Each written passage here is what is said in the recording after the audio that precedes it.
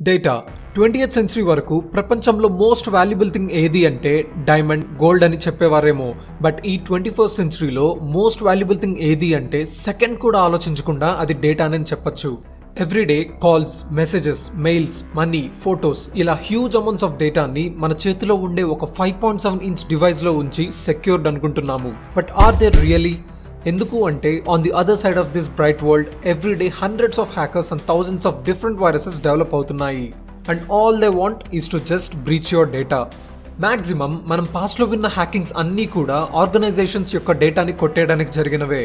But ఇప్పుడు చెప్పబోయే hackers group మీ individual మొబైల్ని హ్యాక్ చేస్తారు. And if the guests in, me calls, me messages, me passwords, mails, location including me mobile camera వాళ్ళ చేతుల్లోకి వెళ్ళిపోతుంది. Can you imagine?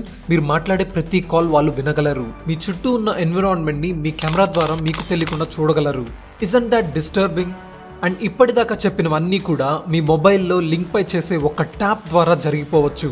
Use చేస్తుంది highly secured mobile అయినా సరే ఆ ఒక్క ట్యాప్తో మీ మొబైల్ హ్యాకర్ చేతిలోకి వెళ్ళిపోతుంది.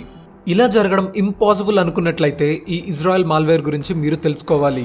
కాజ్ ఇప్పటిదాకా చెప్పినవన్నీ కూడా ఈ హ్యాకర్స్కి పాసిబులే. ఈ మాల్వేర్ పేరే పెగసస్.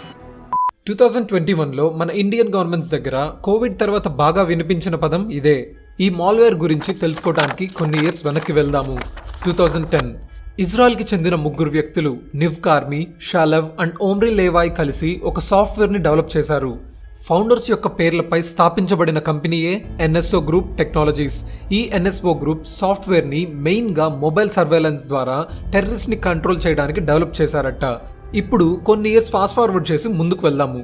2016 యునైటెడ్ అరబ్ ఎమిరేట్స్లో హ్యూమన్ రైట్స్ యాక్టివిస్ట్ అయిన అహ్మద్ మన్సూర్ అనే వ్యక్తి మొబైల్కి ఒక టెక్స్ట్ మెసేజ్ వచ్చింది.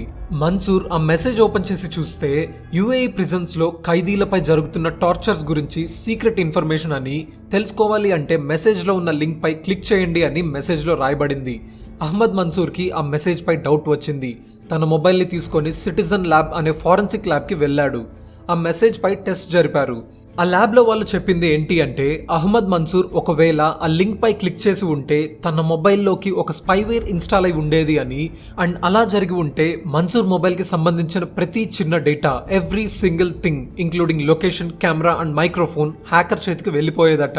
అండ్ దాంతోపాటు అలాంటి మాల్వేర్ని ఇంతకుముందు ఎప్పుడూ చూడలేదు అని, it is the most sophisticated malware attack on a smart phone ever అని ల్యాబ్ వాళ్ళు చెప్పారు.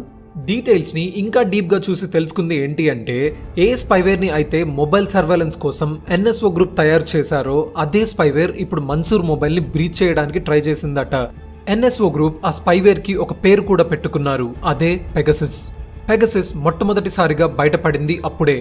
పెగసస్ని ఇజ్రాయెల్ మాత్రమే కాదు వేరే ఏ కంట్రీ అయినా సరే క్రైమ్ అండ్ టెర్రరిజం తగ్గించడానికి యూజ్ చేసుకోవచ్చు అని ఎన్ఎస్ఓ గ్రూప్ చెప్పారు. మెక్సికోలో one of the most powerful drug lord అయిన ఎల్ చాపోని పట్టుకోవడానికి పెగసస్ని యూజ్ చేశారు అని అడ్మిట్ చేశారు. ఆ తర్వాత పెగసస్ మాల్వేర్ గురించి కొన్నాళ్ల పాటు ఎక్కడా వినబడలేదు. ఆ మాల్వేర్ ఏమైపోయింది, అసలు ఇంకా ఎవరన్నా పెగసస్ని యూజ్ చేస్తున్నారా అని వరల్డ్ మొత్తం డౌట్స్ వ్యక్తం చేశారు. అలాంటి టైంలోనే ఒక గ్రౌండ్ షేకింగ్ న్యూస్తో పెగసస్ మళ్ళీ అందరి ముందుకు వచ్చింది. ఈసారి వేరే ఏ కంట్రీలోనో కాదు, మన డెమోక్రటిక్ ఇండియాలోనే పెగసస్ యూజ్ చేయబడిందట. ఏ థింగ్ అయినా సరే యూజ్ చేయడానికి 2 ways ఉంటాయి. ఒకటి right way and the second one wrong way. ఈ 2 ways పెగసస్కి కూడా వర్తిస్తుంది. పెగసస్ని రైట్ వేలో యూజ్ చేసినట్లయితే వరల్డ్లో జరుగుతున్న టెర్రరిజం అండ్ క్రైమ్స్కి ఫుల్ స్టాప్ పెట్టేయవచ్చు. బట్ అన్ఫార్చునేట్లీ ప్రపంచం దీన్ని రాంగ్ వేలో కూడా చూసిందని చెప్పాలి. పెగసస్ని క్రిమినల్స్ని పట్టించే హ్యాకింగ్ టూల్ లానే కాదు, అపోజిషన్ డేటాని రూలింగ్ గవర్నమెంట్స్కి ఇస్తే కోట్లు తెచ్చిపెట్టే ఒక బిజినెస్ టూల్ లాగా చూశారు.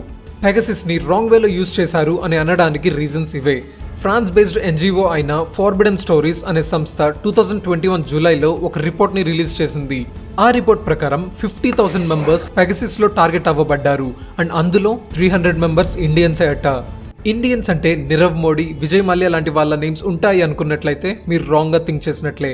ఎందుకు అంటే ఈ 300 మెంబర్స్లో ఉండే వాళ్ళు అందరూ కూడా ఇండియాలోని పొలిటీషియన్స్, స్ట్రాటజిస్ట్ అండ్ మీడియాకి సంబంధించిన వాళ్ళే.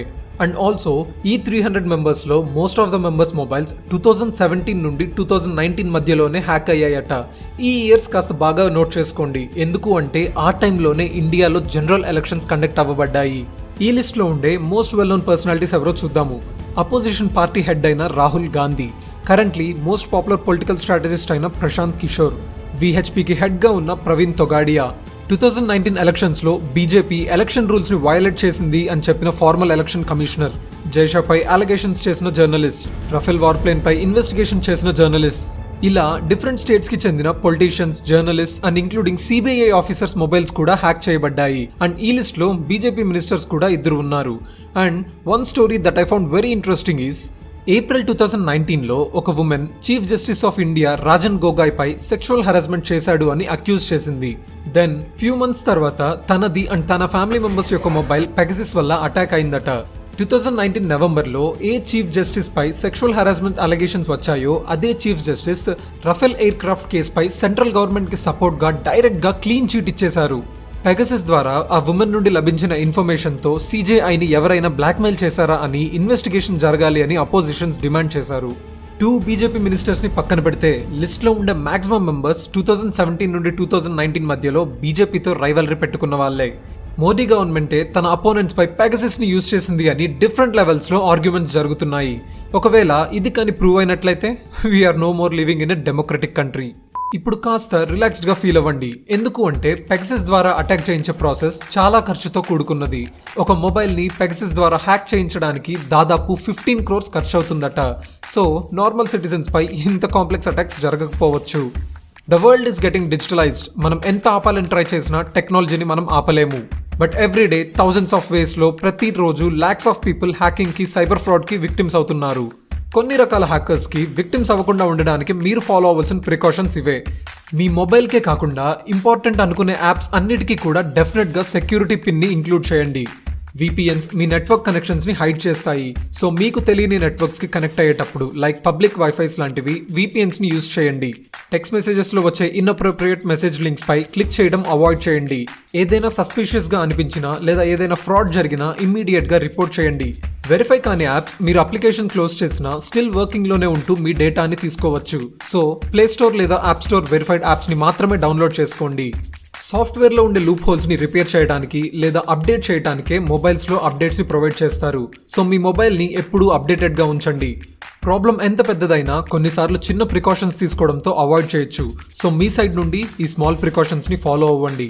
ఈ వీడియో కానీ మీకు నచ్చినట్లయితే లైక్ చేయండి అండ్ ఇలాంటి మరిన్ని ఇంట్రెస్టింగ్ వీడియోస్ కోసం ఛానల్ ని సబ్స్క్రైబ్ చేయండి.